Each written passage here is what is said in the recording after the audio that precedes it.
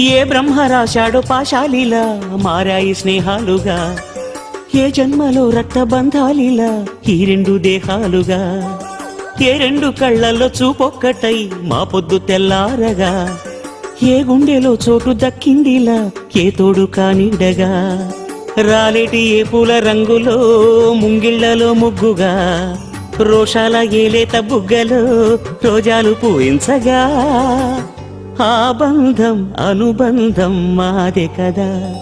చిన్ని చిన్ని ఈ పువ్వులు చూసి జాబిలి నవ్వింది, సిరి వెన్నెల జల్లింది.